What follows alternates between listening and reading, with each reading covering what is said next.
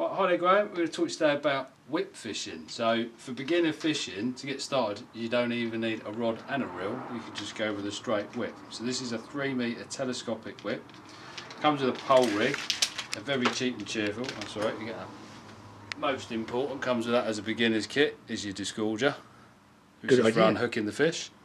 What you get on here, this is just a little pole rig, and you get float.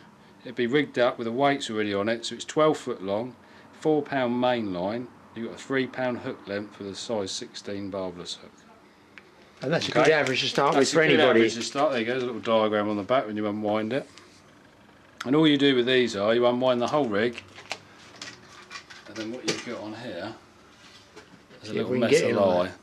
So that's a fixed eye. That's a fixed eye, it's moulded into the actual whip itself, and you just lasso the loop off the end of the rig on there, and then we can show you doing those in a minute. And then you just literally, I'll go this way, Graeme, if you can see it out this way.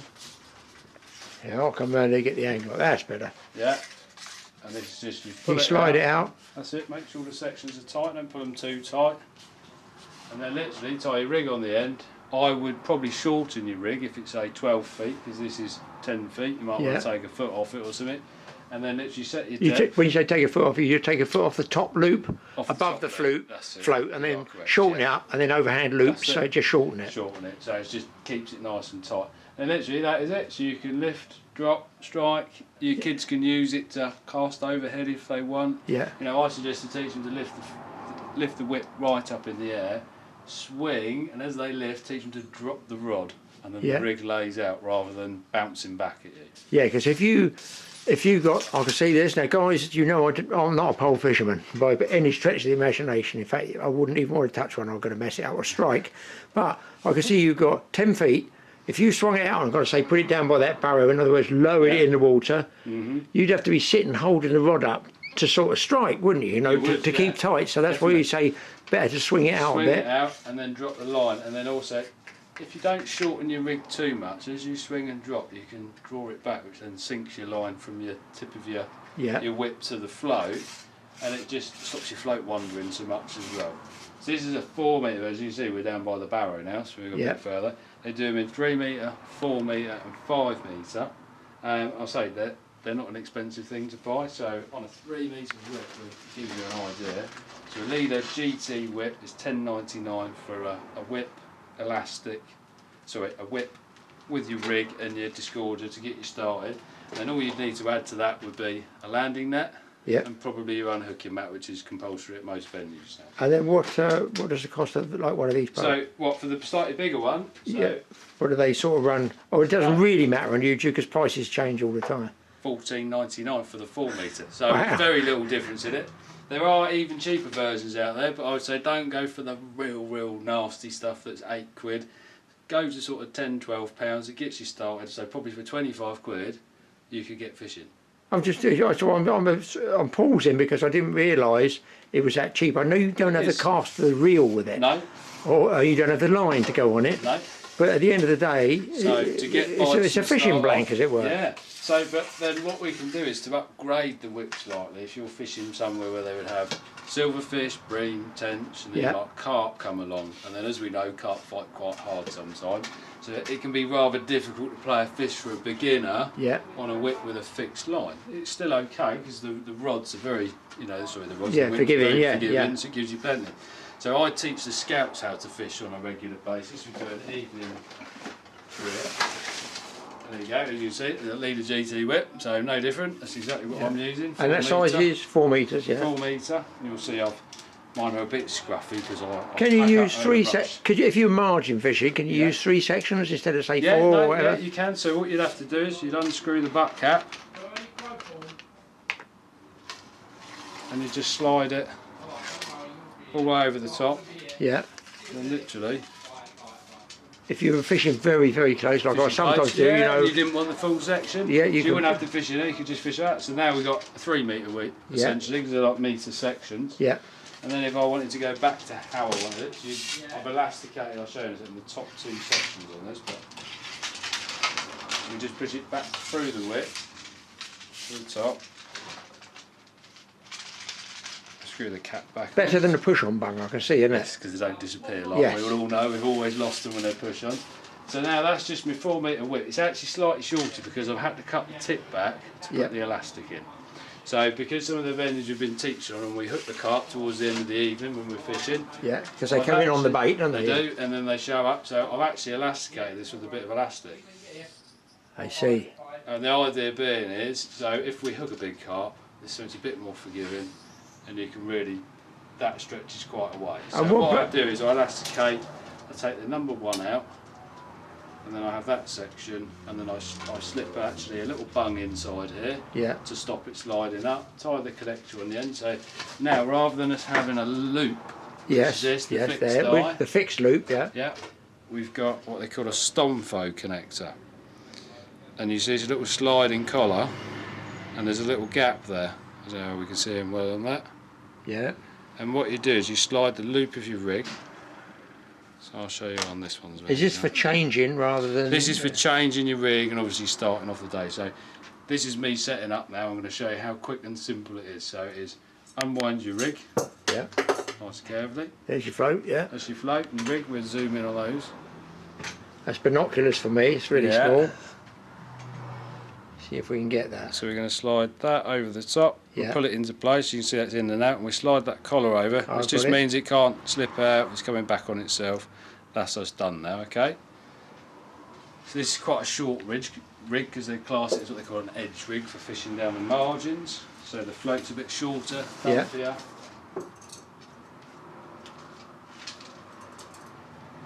So I would say that's taken us, what, a whole minute maybe? Tops. The big thing I like about it, these pre-shotted ones. They're pre-shotted. Because I absolutely hate shotting floats. They are shotted absolutely perfectly. As you'll see there, these are what they call stots. So they're, rather than being round, they're like barrel shaped. Yeah. So they sit nicely together as well. What do you call them? Stots. Stots, okay. So, and then basically this has literally got a float. There we go. Tiny, tiny floats. It's very delicate, isn't it? Yeah, very delicate. This is more like a carp edge float. That's why it's got a slightly thicker top. So for you, Graeme, I'll show you the thinner floats. You might have a hard time. No, that's a thin float, yeah. And then we come down here towards business end. So that's our shot. It's what they call a bulk shot. Yes. So they bulk it together so it sinks all down in one hit. And you say it's quite a short hook length. So there's a 4-inch hook length there with a reasonable size hook because it's more of a summer rig for fishing for maybe the carp or the tench or the bream in the edge, to be fair. So right, so I'm going to say, here I am fishing away in the evening, in the summer and the autumn. Along comes Charlie Carp. Bosh, you're in trouble. And sooner or later, you pop one off. Yeah. How do you tie another link on? So do you have to have another rig? No. With the float shotted? No, it's also, you can have spare rigs. I'd always take a spare rig because depending where you snap. On a winder, fully wound. On a fully wound winder, these are just the loops. You can see if I slide them together, that's just a figure of 8 knot. I'm making a good job of it here for you, Graeme. Hang on. But that's like a loop to loop. What I call sort of loop. It's just a figure of 8 loop to loop. So you could put another hook link on, or you might want a bigger bait or something like that, or a stronger hook link. The hook length off the rig now. So yes, you could maybe think, oh, I need to change the hook size or something if you're getting a bit more keen into it and thinking more about it. So, you know, that was very simple just to change that, and then you can add any rig to it. So you could buy a pack of pre-tied hook lengths that are 3-inch, 4-inch, 5-inch, 12-inch. Like I've got a packet of hook links, yeah. So, and then you could just loop to loop back on there. So very easy for beginners fishing. Now, those microscopic pieces of dust there, you get a break off or you lose one. Yeah. And in God's name, do you put those back on, or do you have to set up with a shot? You have to, so what we've got here. So there are your stots, the little barrel shapes. I'll just pour it on the white paper, you might be able to see them a bit better. See if I can come round. Yeah.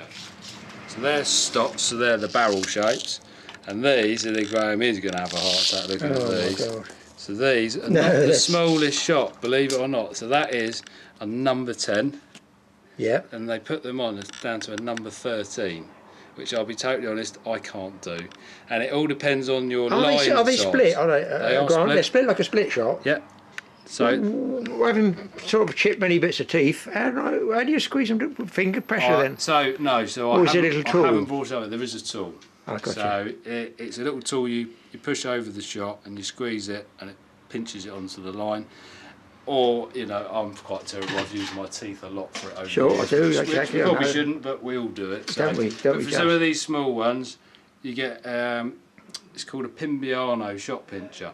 Yes. I'll have to show you one. It's like a little pair of flat teeth, like flat pieces of metal, and it just you line up your line in the slot and then just squeeze it together. That's it. You don't want to squeeze really hard because you damage your line. Yep. That's why, you know, you see that is still lead on the smaller sizes. Yeah. So, I don't know if not many people know it. So lead within fishing. It's lead, different size, up to an ounce or something, is it? If you start at 1.1 ounce and above, it will all be lead in fishing. Not everything. Some people do non-toxic leads and stuff as well. Yeah. And then below, so between 1.1 ounce, and you've got all your shots. You've got your SSG. Yeah, I've got them. Your treble A, BB, number 6, number 4, number 1, and then so on. When you get to a number 8, it goes back to lead again. So you got lead shot in the smaller sizes, but it's because they need to be softer because you would never squeeze a non-toxic, tungsten. A tungsten, say, or non-toxic shot onto the line if it was a number 8 or lower. I don't think they'd be able to cut it. I think that's probably it. That's probably why they can't actually cut the shot in it. So where you got those 1, 2, 3, 4, 5? Yeah.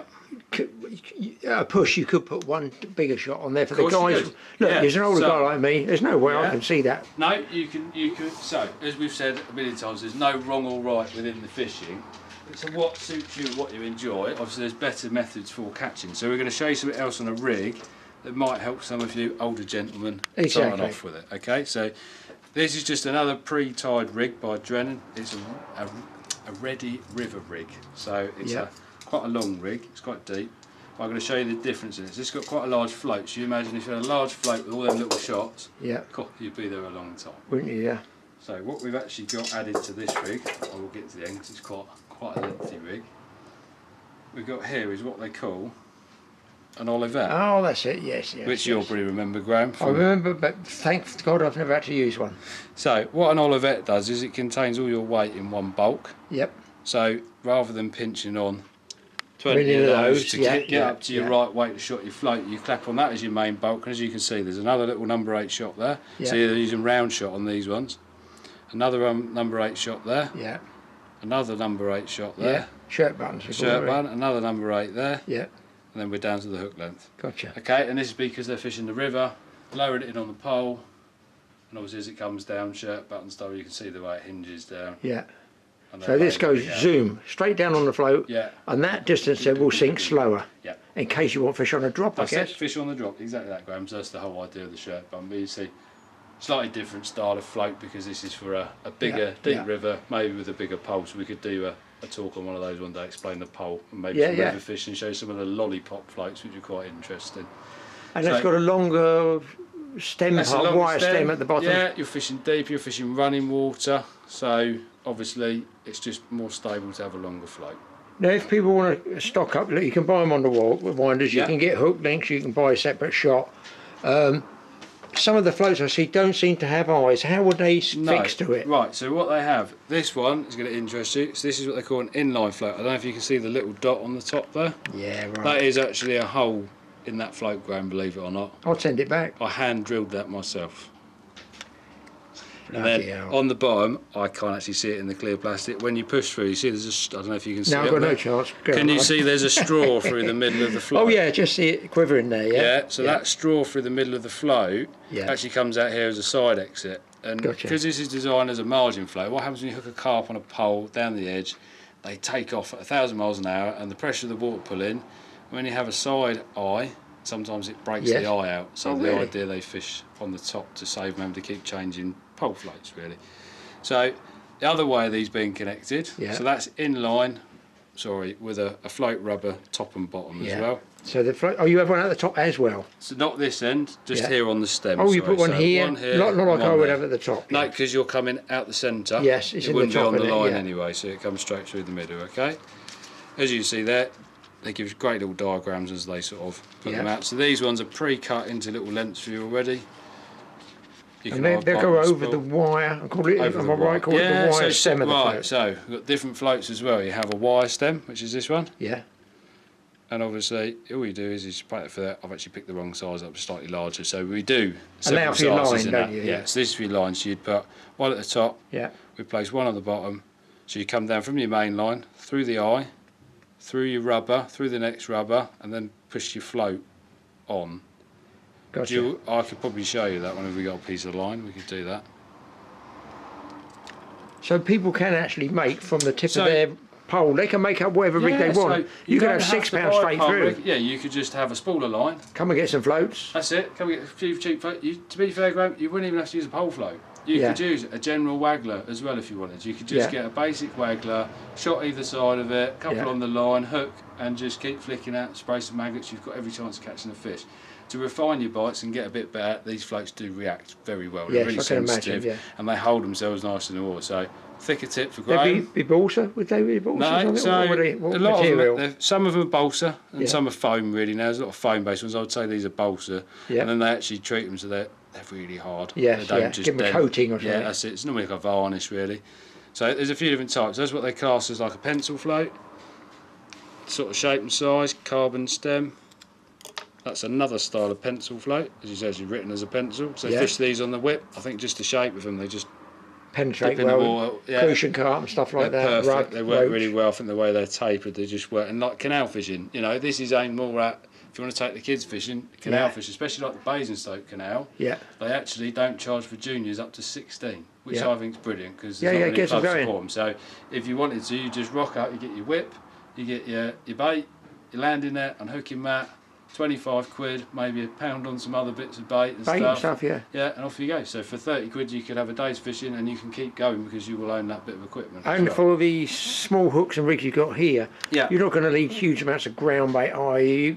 You can set them up with a cloud bait and fine for fishing. Generally, so when we take scouts fishing, we take a gallon of maggot with us to spread between 12 anglers. Yeah. Okay, so they'll have a pint each, say, or half a pint, whatever we need for the evening, and then we'll have a little. I do little bags of pellet here, £1.80 for a little small bag of pellet. That and the maggot, you could go fishing for an evening and catch. Yeah, it is a good way of fishing. Now, the other thing is, pole fishing is unbelievably effective, especially the matchman's hand, and there's long poles, which we will go into on another film with you.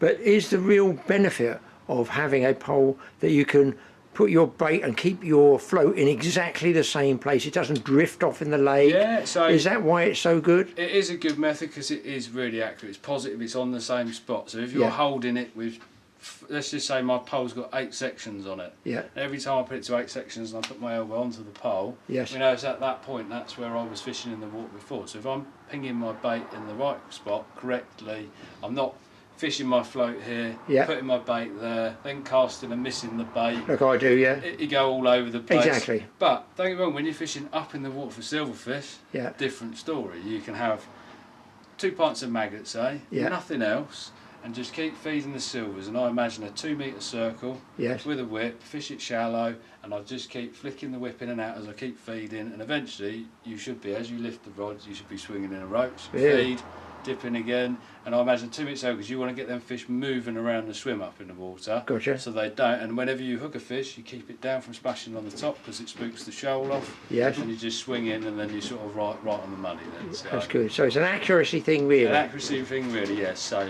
right. So we'll have a little tip for you guys if you're going to take the kids fishing. I mean, come down and see me by all means, and I can talk you through a cheap setup to get them out fishing. But this will be a great help, which I find with the scouts after 20 minutes.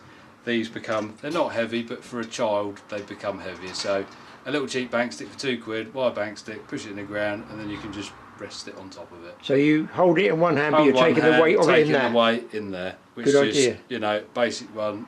We all leave them behind as well. I think I've lost 1 million of these over the years. But so we're looking at maybe a basic setup for beginners fishing to have a go, maybe £30 to £35 with bait for the day. Yeah, and they got it. It's not just per day. They got it. They've got it. Next time you come, it's just bait. It's just bait. Yeah, and then wherever you choose to fish. So exactly. Okay, Graeme. So I hope that's a good help. Appreciate it. There we go. Well, guys, I'm down at Watmore Fishery, down in a little corner swim because the wind's off my back and the microphone's a nightmare. Got bits of foam stuck over the mic, so it's going to be winding the mic. Come down to test what Grant said about the pole, the whip. Yeah. I thought I had problems putting it together. It is so easy, it's ridiculous. he rigged it so you pull it apart, as he showed you. Just get the little grommetty hooky thing on the end there, which is on the rubber band in the middle, as you can see. Well, rubber band, elastic. So if I get a bigger fish, small fish won't put out, bigger fish will. I don't know how long the band is, but the luxury of it is I can tangle it straight up here like that. It's come off. The float and everything's rigged and shot. I just set it out. I suppose it took me 3 minutes. So I'm ready to rock and roll. I put a couple of pellets of ground bait in. I'm after anything at all, just a fish. Horse thinks it's funny seeing me with a pole. On the pole, and I'm going to feed in close maggots like they do with the match people. Right, let's get going. It is frying time tonight. I thought it'd be nice and cloudy. No, it's blowing away. It's hot. I've got a couple of hours. The pole rig he's given me is this one. It's Pole Master. Wow, love it. It says 4 times 12 carp 3, whatever.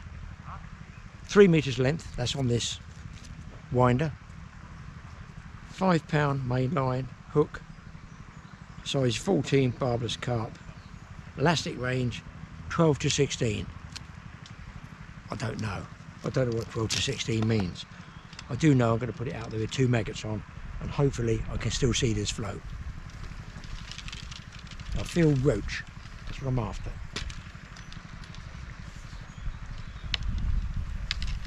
Sounds a bit loose inside something. If I pulled it all together properly. Smith, tell me what I'm doing. I've got a clue now. So put you guys around to there. Put a bit of ground bait out. I've done what matchmen do. I fished 2 lengths. I've got one by the corner of the lilies, and one literally in front of me that I fish with a short section. I've got these red maggots, which they always say is pretty good for the perch. I always know it is.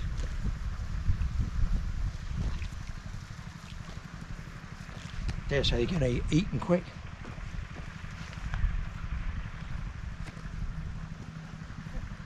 These maggots, they love this temperature of 29 degrees.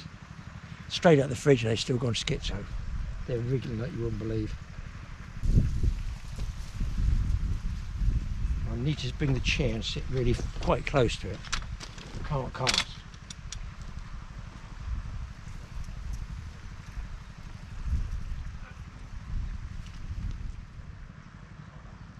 I'll put the head cam on and then I can work with you. You can see what's happening.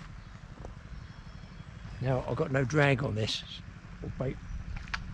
Oh look, my God, what's this down there? Don't need a carp on a pole first time round, do I? So you can't put this pole down, can I, without bringing it in? Because I'm so used to leaving a rod down on back line, bait runner or light drag. If you put this down, it could be gone.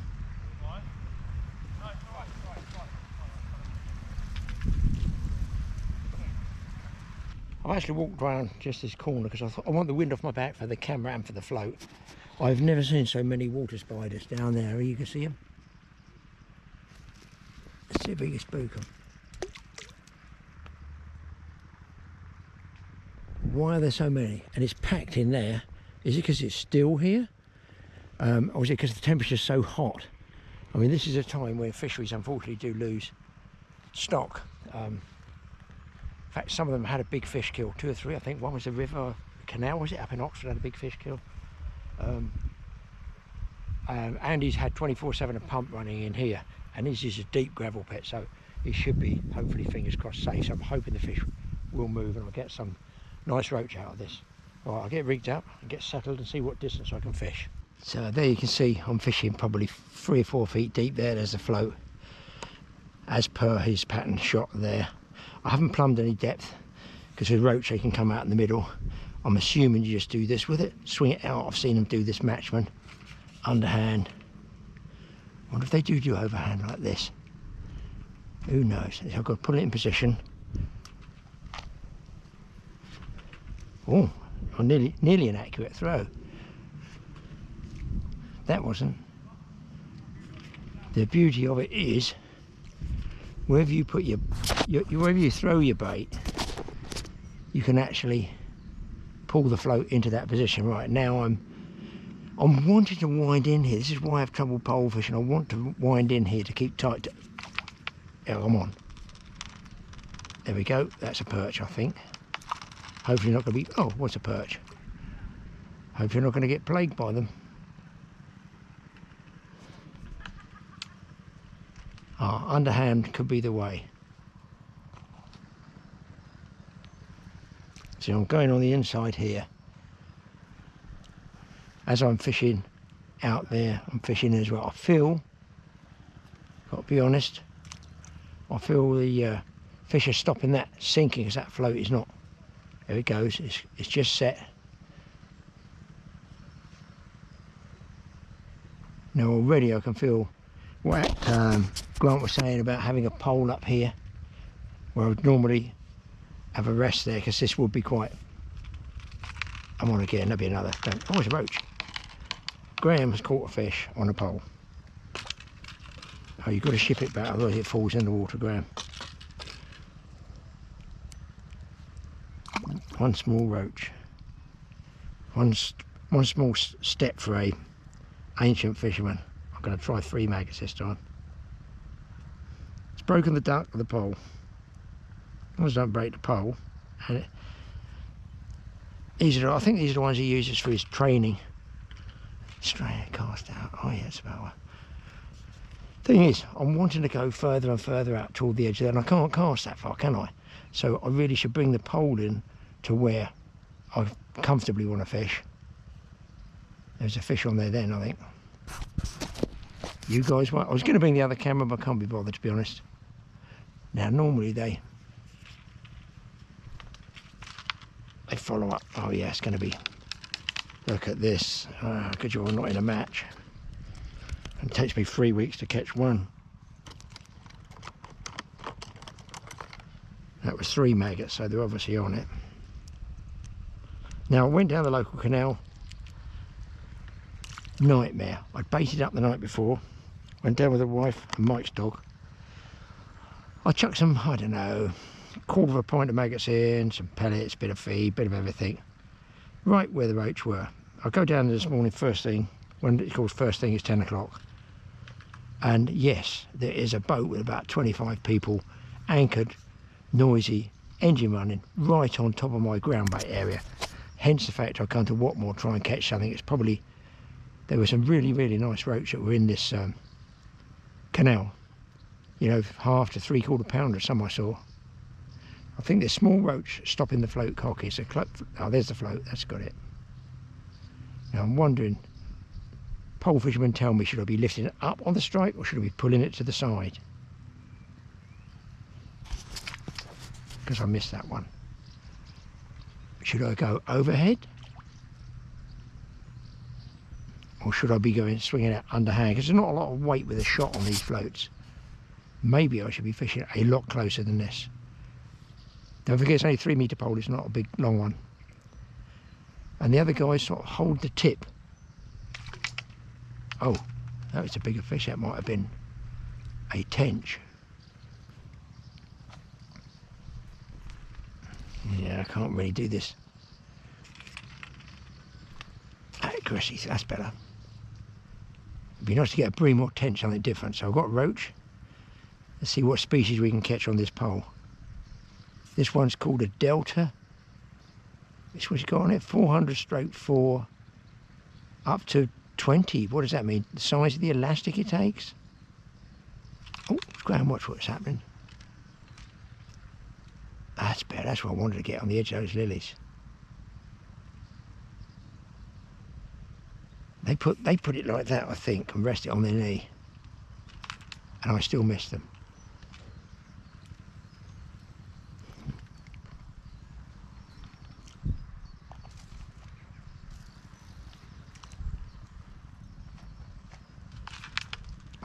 Oh, here we go. That's a nice roach.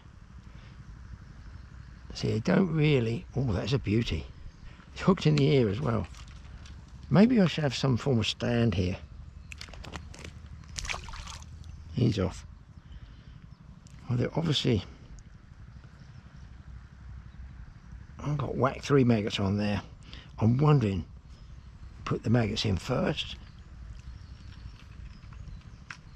and then go in. There's a bite. It's so sensitive, these floats. Oh, I'm on. Look. Oh, you can swing it to hand. Look at the perfect height it is. I can see, you know, if you're in a match, boom, straight in. I'm not sure about this bit with it. Let's see how it slides forward. Right, bear with me, guys. If I hook anything decent, I'll get back to you. There's a nice roach, guys. Right. That's what I'm not sure what to do with the pole. Fucking hell, don't tangle. It's quite a nice roach. It's a bunch of maggots. Not bothered at all, are they? I'll just try down the margins here. In cases... And that's the other thing I do, Matchman. See the filth's already on my trousers. Oh, I'm on. I'm on. Oh my God, what's this? I don't know what to do with it. Oh, nice perch. Oh, oh my God. Where's the net, Graeme? I'll try swinging him. Yeah, nice perch here, guys. Look at that one. That's a result. 2 species on the pole. I haven't even... Now this is better because I can hold it on 2 sections. I think that's what they call 2 sections there. Float, if I keep dead still, is there. Oh, I've gone backwards now. Smaller one. More maggots. That was a nice perch. I would be pleased with that on a regular float rod. Oh, it slipped in. I wonder something's happened there.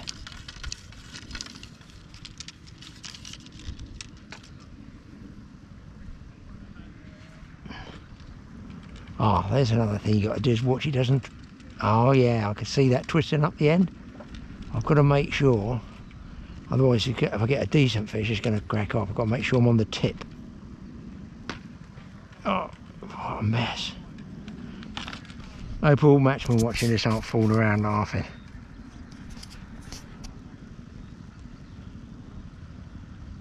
There's the bite. And I'm on. Bloody hell, look at these perch. Now you see I'm not pulled the elastic out. The fish isn't big enough to pull the elastic out. So I can play it as per normal. Obviously it doesn't bend round like a match rod. Is that a swinger?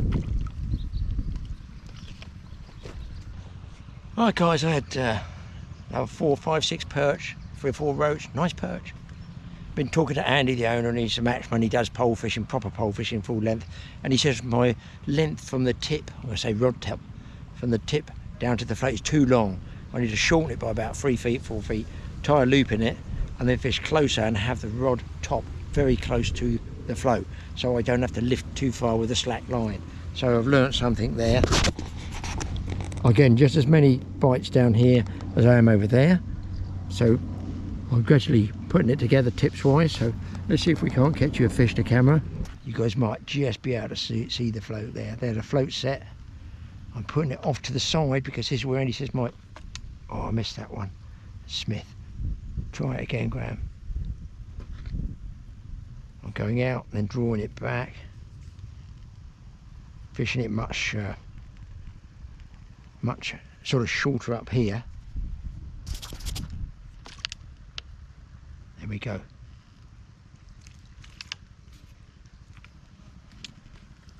And also he said get a roller, like a rest.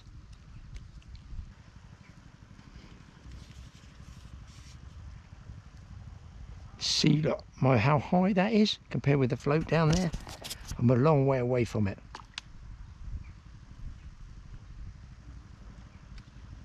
Look, I'm catching fish. I'm probably catching as many fish as I would with my match rod and a running line. I might actually get a lead weight, plumb the depth to get nearer the bottom, and I might pick up something else like a bream. So I think these fish are actually coming up in the water. I was talking around here, so I dread the shock coming off of this float, and I have to re-shock because that won't be happening. Ideally, my rod top should be there, the pole top. I'm just getting small ones. You saw how far my my pole had to go before I picked up the slack. Lots of little perch and a few bigger ones. So I'm bouncing between that swim over there and this swim.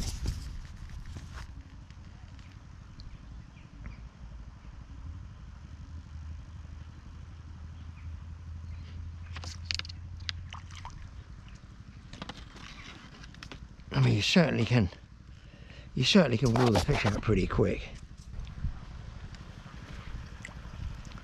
So I can bait up and then I can pull the float back into the area that bait's gone down. But I know what you said. Look, I can move all this like this. Look what I'm doing. Just there. Oh dear. Oh, I've got a bream. Oh no. I've got a bream. Well, there we go.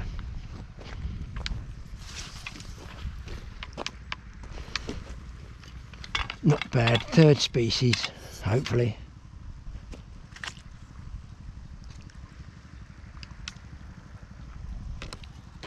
There, let's have a look at this one.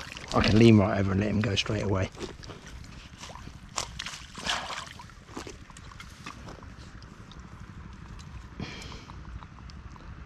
Just nicked on the outside. Nice little bream. And he's coughed up maggots there as well. So I know he's on the feed.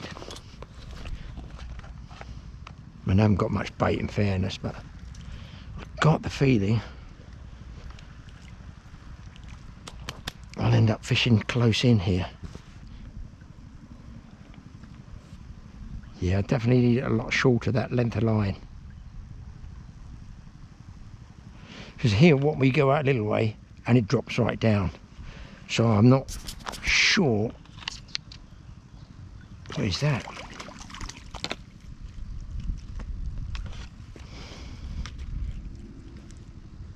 Another perch.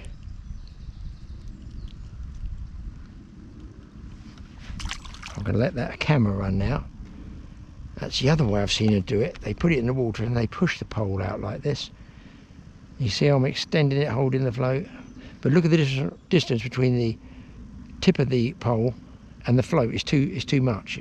I can see that. I need to have it there and be able to pull straight away. I know it doesn't matter, I'm still catching fish, but there's a lot of fish in there. Ah, oh, here we go. Here we go. Be very careful. These rigs, I don't need to start worrying about tying up my own rigs.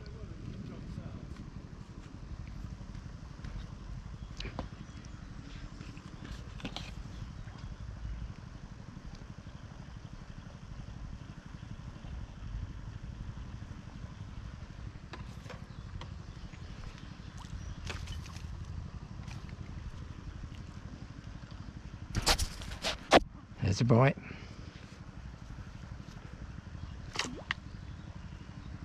I strike into the side. Another perch.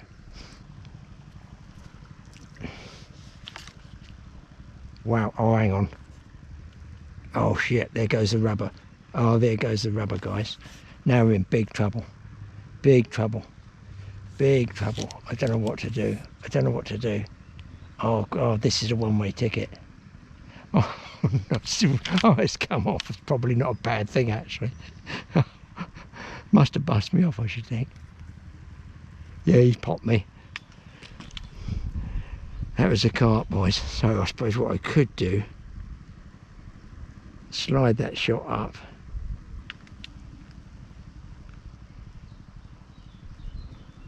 I'll just tie one of my own hooks on there. Give me a minute or two. I'm in a big fish again. I say big fish. A decent fish. You just see the elastic coming out the top there for a little while. It is another bream. I've actually plumbed the depth. I've gone a little bit deeper. But let's see if we can get this one in for you.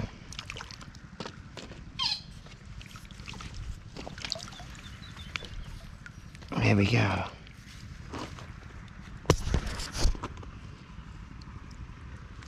Look, some nice bream in there now. Well, back you go, buddy. So, I'm going to run out of ground bait, but I'm sort of enjoying myself, which is what it's about.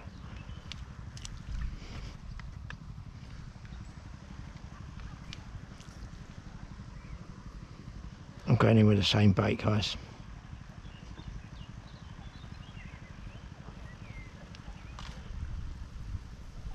There's fish flashing around in there now, so I might get plagued by smaller fish stopping the bait going down. Like that. Having said that, they're not sort of halfway bad perch, are they? You can alter it pretty easily here. You drag it in and out the swim, in and out this way, move it from side to side. Obviously you can't cast out there as you would do with a waggler float and a running line. But even so, I can keep tweaking it in there, stopping it drifting out of position.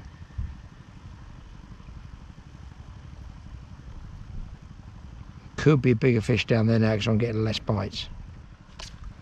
I'm on. What am I on? I reckon a bream. Yeah, another bream. Well, they're nice bream. Well, that's been a result. It's bream, perch and roach. That's what I don't need. I need a rest.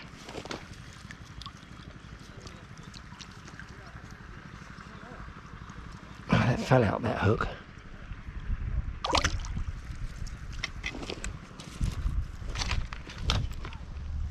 I'll go straight back out there, peeps. See what else is out there.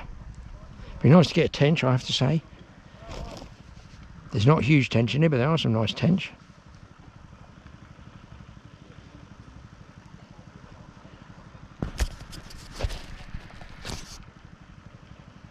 There is a bite, first nibble. They're so sensitive, these floats. Like that. Roach this time. Now if I want to get those down, I could use a bait dropper, which I've got, the maggots. Or I could put the maggots in with the ground bait, like this. So I can mix them up like that. That way, the maggots will get pulled down in amongst the ground bait.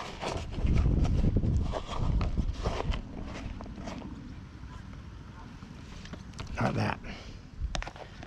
That's Uncle Graham's. Oh God, I just put the rod down, it's gone. Trouble, trouble, trouble, trouble. Big trouble. Big one-way ticket trouble. Big one-way ticket trouble, people. Oh my God. It's a carp. He's all over the reeds. I've got no chance. He's right in there. I've got every piece of weed known to man. So it's going to be a one-way ticket. I can't reel. That's weird, isn't it? I can't. Oh, my rod's gone all funny. My pole. No wonder. My pole's falling to pieces. How can I get those bits off?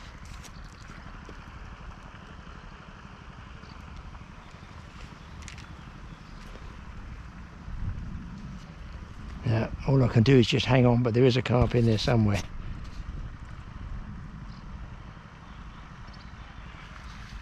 That's where I find this elastic gives too much and lets the fish go in there, whereas if I was on a running line I would have a lot more, I feel, more control over the fish. I've got no idea how much pressure I got on here. Just going to have to walk back. Do they do this in matches?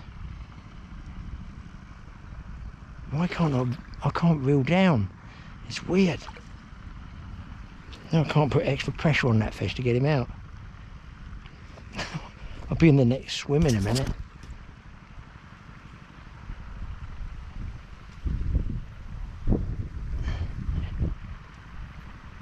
Right, he might be out.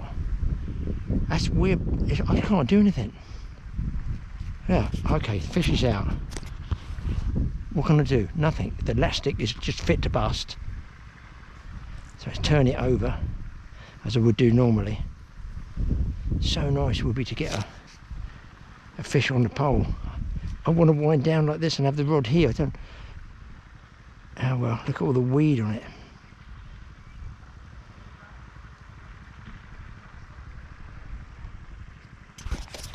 This is the weirdest sensation ever. I feel so like everything's against me and wanted to lose the fish. It all feels, for me, so wrong. Look, it's going everywhere and I can't put extra pressure on it. I guess the elastic does that. I keep looking up because I don't know what this pole's doing.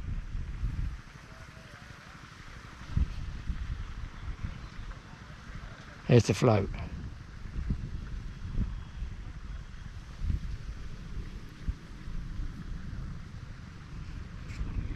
Blimey, it's a nice car, it's about £6.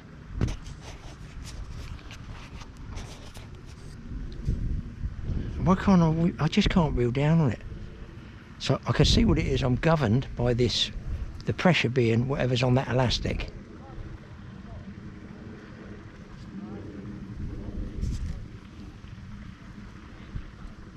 There's the fish. I can't shorten up. This is weird. It feels so wrong.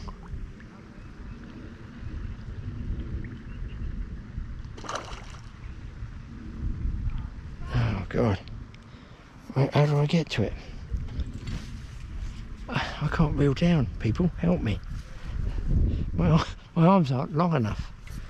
There was a creature called Twizzle years ago. Does anybody remember Twizzle? Used to have extendable clicking arms or something.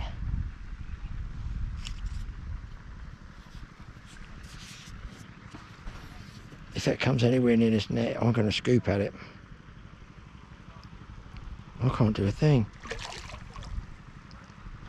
Look where the rod is, it's way back over my head. Or the pole, it's not a rod, is it?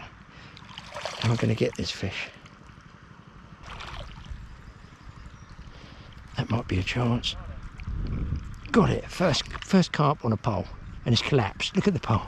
It's a nice carp. Graham's pole caught carp.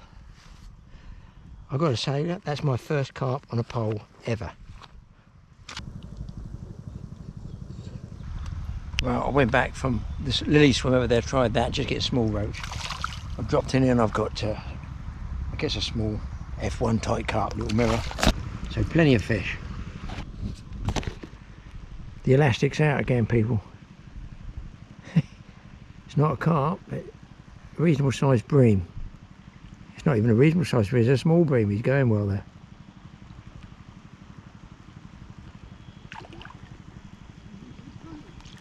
Here he comes.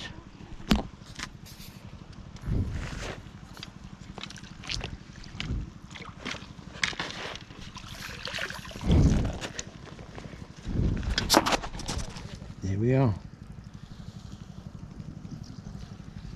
Can't ask for more than that.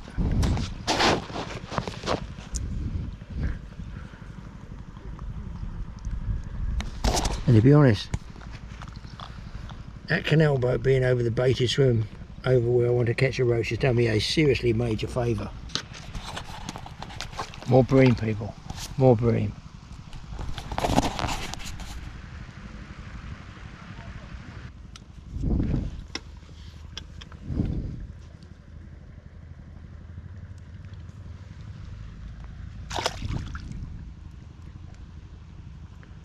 Do you know what I think it is? I don't think it's so much the pole, I think it's the float is so delicate.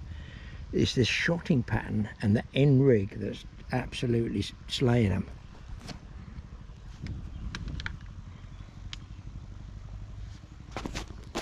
I think if I came back and fished with a pole float winder rig like this on a match rod and a running line, I think it would be pretty non-stop. Look, I'm straight into another one. I think it's another bream. It's another bream, people.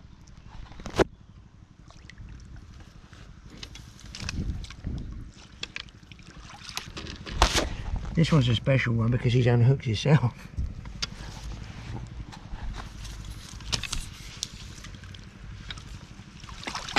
It's actually a very sort of relaxing way of fishing. I've got less gear. I haven't got to worry about the reel falling off.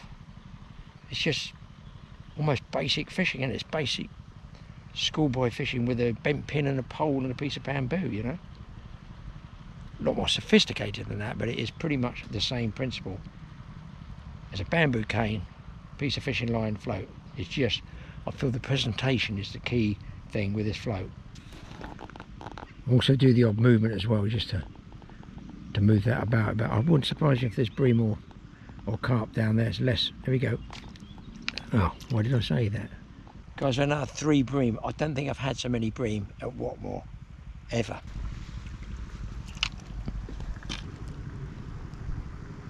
A nice bream. I'd have had a good net of fish if I'd had a net. A pretty cracking 2 hours fishing, I have to say. Well guys, I've caught a load of fish. It's getting near middle time. I've got another roach on here, but I've got to show you this one. This one might be sort of close-out roach, just a lovely one. That one there marks the end of a good session. But of course, I've got to have one more cast.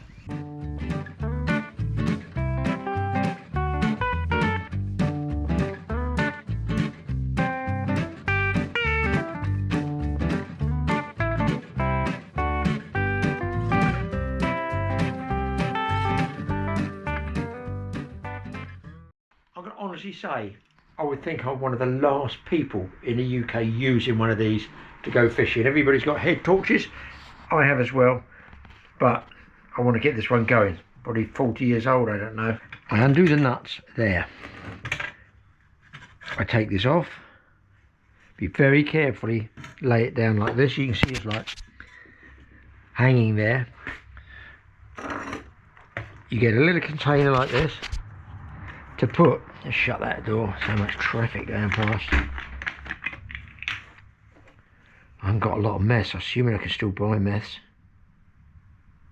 Careful, it's like I feel like my chemistry teacher doing this. Okay.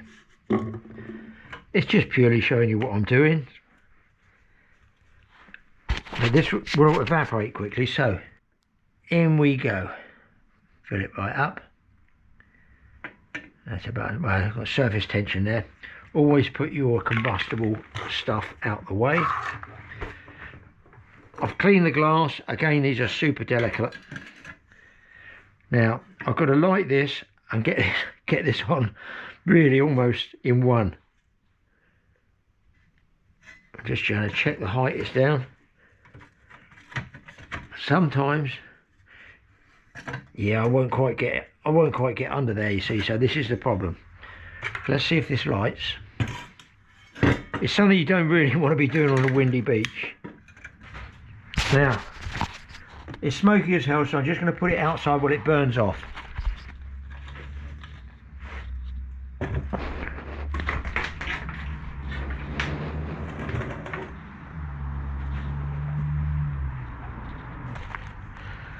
Now, once this gets really hot, I won't be able to mess with it, so I'll put the top on. So I'm going to put the top on, then we're all set. Otherwise I can't pick it up and carry it.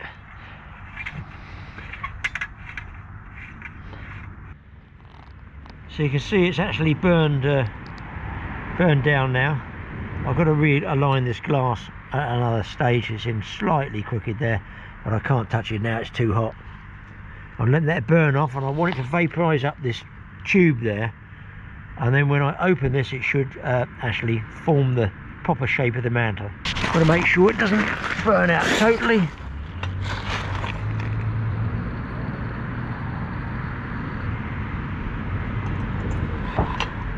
That's too much fuel.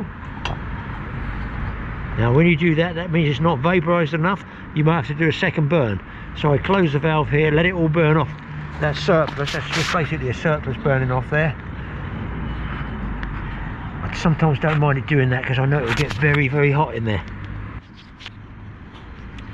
So a little bit of residue of smoke still coming off there. Once that'll burn clean, it is actually ready to be turned up now. But it's got the shape, so now it is absolutely delicate as anything, so that's where you've got to be careful of it. So that job's done, and next thing, let it cool down, do a second burn, and do you know what? It's ready for the beach. Me, I'm ready for the log splitting axe.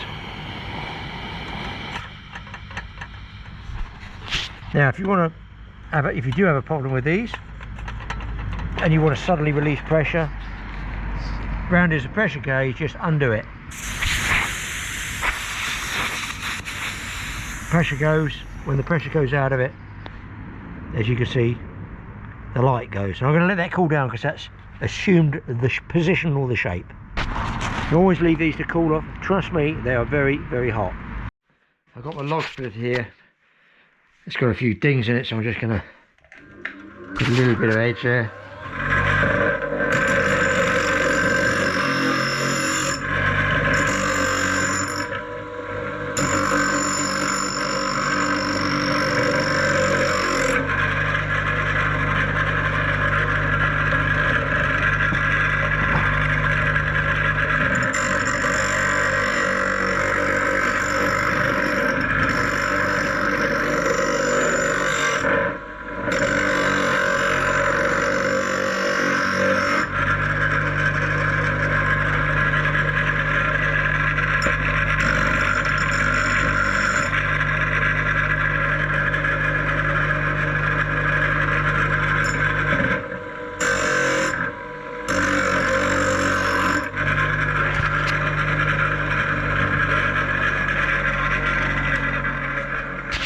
You guys probably won't see it, but that's all it needs.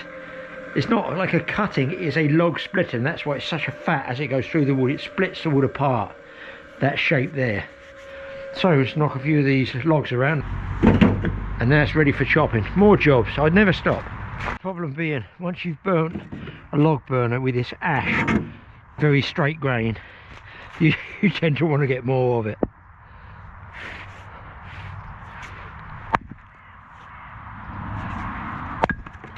As you can see, it splits very, very, very straight grain, and I want to make them small enough for my log burner.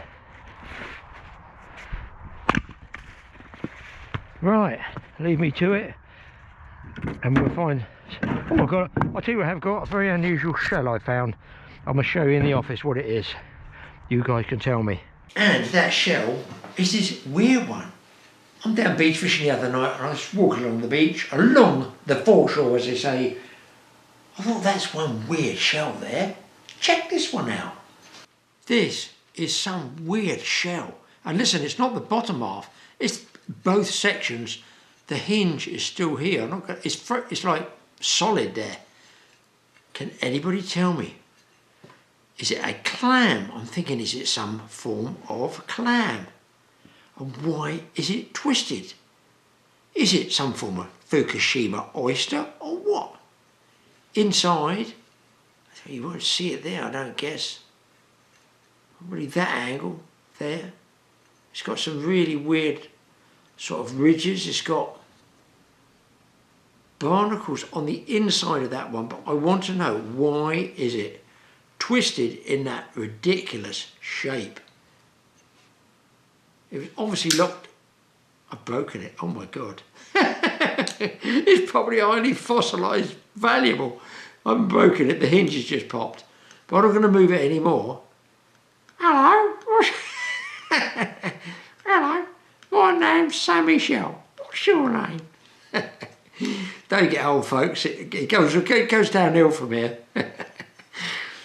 So, tell us what you think that shell is, because I don't know whether it's a deformed, polluted type Fukushima oyster from radioactivity, or other man-made nasties that's gone into the water. It's on the south coast of the UK.